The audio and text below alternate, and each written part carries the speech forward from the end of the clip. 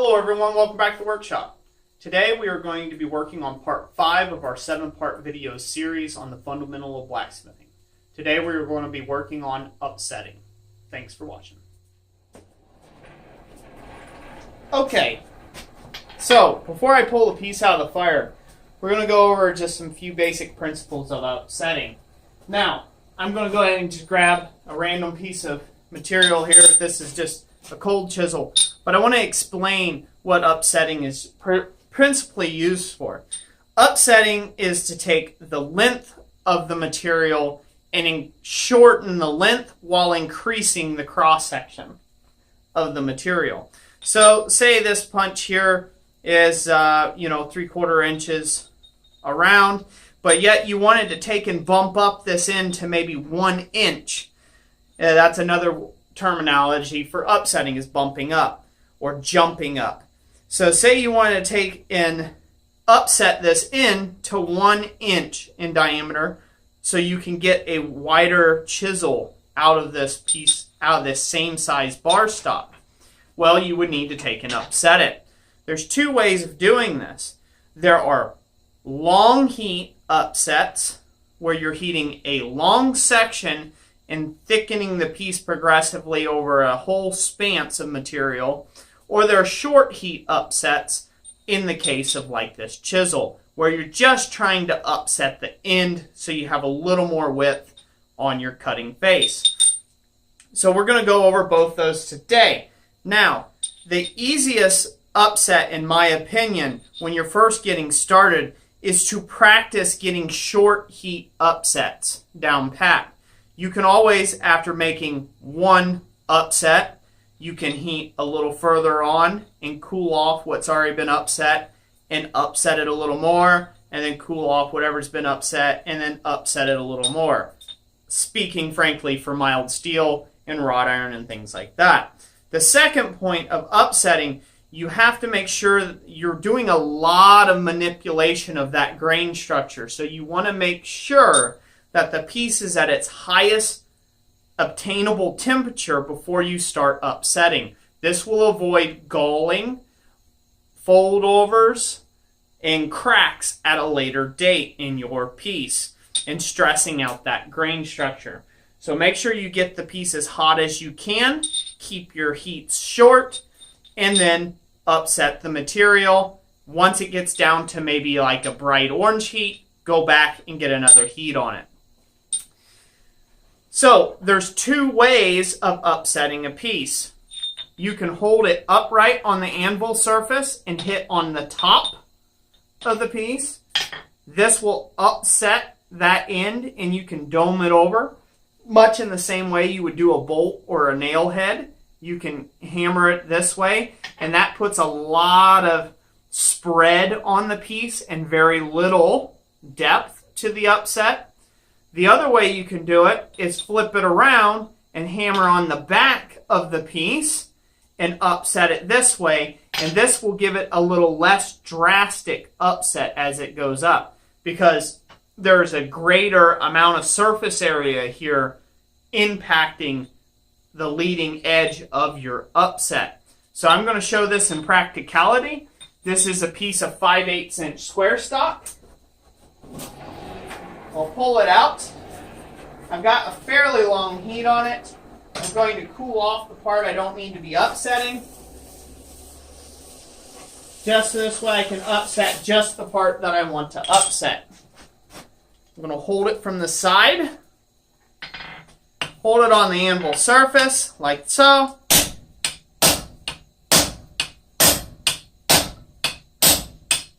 And we'll upset it like so. Now, you'll notice as I upset, this wants to bend. You're compressing the material. Now, I see guys all the time when you're doing this, when you're doing upsetting, they just thin out the piece that they've already upset by straightening out that bend. You want to straighten it, but only to where that bend touches the anvil surface. Any more, and you are effectively drawing out the piece. And that's not what we want to do. So right here, you can see I've already jumped up the material in a fairly short amount of time. So you can already see this thickness here is thicker than the starting thickness. We'll get another heat, a much higher heat, and hammer on it some more. Okay, so I've got my piece nice and hot, and now we're really going to go after it. If you hit this hard, the harder you hit the piece, the more swell you're going to get across the entire place. If you hit the piece very lightly, you'll get more swell just on the end. The lighter you hit it, the more it upsets just the end. The harder you hit it, the more it upsets the entire piece. As you can see, we're really taking and going to town on this. And about this time, I would just go ahead and reheat this piece. You can come from the top and swell it out more on just the end if you want. Or you can make the piece continue to swell up. Just like so. And once again, keep dressing your upset in line with your piece. So now, you can see how that has a bit of a toe sticking out there. That's because it's unset. It's upsetting unevenly. Now, there's multiple ways you can address this. The easiest way to address this problem is to forge down this material at a taper. Just a real short blunt taper. That excess material while keeping the underside that's on the anvil flat. And what that will do for you is in your next heat, that's going to help square up this upset. It's going to help push that back where it needs to be. If you let this go too far, it's just going to keep going out this way, and then it's very difficult to bring it back. You can bring it back, but it'll take quite a bit more hammering work. So be very careful when you're upsetting and take your time. It just takes time. But as you can see in the principle, it's just getting thicker. So we're going to go one more heat on this. This shows it in principle how an upset works. We're going to take one more heat on this, see if we can't get some of the wonkiness out of it, and continue upsetting. Alrighty, got the piece good and hot again. I'm going to try to adjust this corner by just bending it over a little bit to one side. And now, upsetting it some more.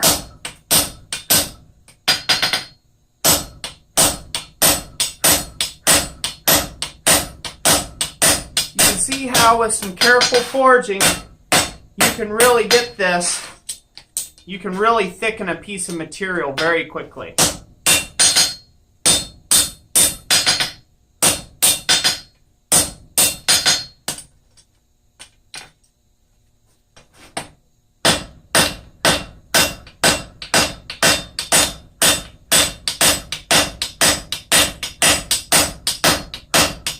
As you can see, when you're just hammering on the top of this, the top of it spreads a lot more rapidly than when it's on the anvil face.